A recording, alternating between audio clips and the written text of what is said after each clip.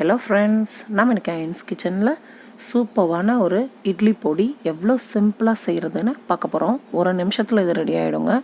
இதுக்கு ஏன் பிரியா பொடின்னு பேர் வச்சுருக்கோன்னு பார்த்தீங்கன்னா, எங்கள் வீட்டில் எல்லாருமே இந்த பேர் தான் வச்சுட்டாங்க. இது என்னோடய பெஸ்ட் ஃப்ரெண்ட் பிரியா எனக்காக சொல்லி கொடுத்தாங்க ஒரு தடவை. இதை ஒரு தடவை வீட்டில் சும்மா ட்ரை பண்ணோம், எல்லாருக்குமே பிடிச்சிடுச்சு. இதுக்கு என்னென்ன தேவைன்னு பார்த்தீங்கன்னா, ஒன்றுமே இல்லைங்க. பட்டை மிளகா, பூண்டு, உப்பு, இவ்வளோதாங்க. ரொம்பவே சிம்பிளாக செய்யக்கூடிய பொடிங்க இது. இதுக்கு என்னென்ன தேவைன்னு பார்த்தீங்கன்னா, பட்டை மிளகா ஒரு 12 எடுத்துக்குங்க. எடுத்துகிட்டு பூண்டை மெயினாக தோலோடு தான் சேர்க்கணும்.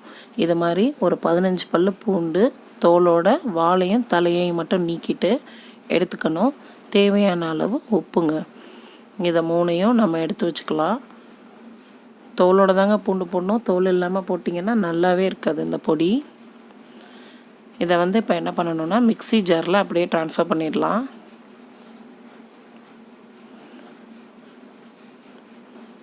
ஜாரில் பட்டை மிளகா, பூண்டு, அதுக்கப்புறம் பார்த்திங்கன்னா உப்பு 3ஐயும் சேர்த்துடலாங்க. சேர்த்துட்டு ரொம்ப சாஃப்டாலாம் அரைக்கக்கூடாதுங்க. கொஞ்சம் பரப்பரன்னு தான் இருக்கணும். நான் இப்போ உங்களுக்கு அரைச்சிட்டு காமிக்கிறேன் பாருங்கள். க்ளோஸ் பண்ணிவிட்டு அரைச்சி எடுத்திருக்கேன். இது கொஞ்சம் குறப்பாக இருக்குது இல்லைங்களா, ஃப்ளேக்ஸ் ஸ்டேஜில் இருக்குது. அதனால் இன்னும் கொஞ்சம் இந்த ஸ்பூனையெல்லாம் வச்சு நடுவில் வெளிச்சு விட்டுட்டு இது மாதிரி அரைச்சி எடுத்துக்கிட்டேன். நம்மளுக்கு பொடி சூப்பராக ரெடி ஆகிடுச்சு. இதில் நல்லெண்ணெய், உங்களுக்கு எவ்வளோ நல்லெண்ணெய் வேணுமோ அவ்வளோ சேர்த்துக்கலாங்க.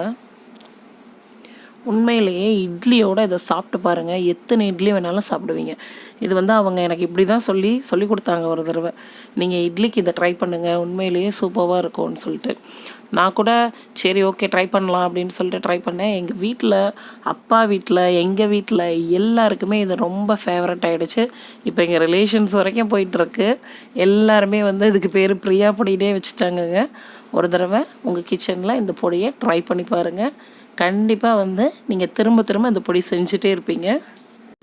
எங்கள் சேனல் உங்களுக்கு பிடிச்சிருந்துச்சுன்னா மறந்துடாமல் சப்ஸ்கிரைப் பண்ணுங்கள், கமெண்ட் பண்ணுங்கள், ஷேர் பண்ணுங்கள், பெல் ஐக்கானை ப்ரெஸ் பண்ணுங்கள், லைக் பண்ணுங்கள்.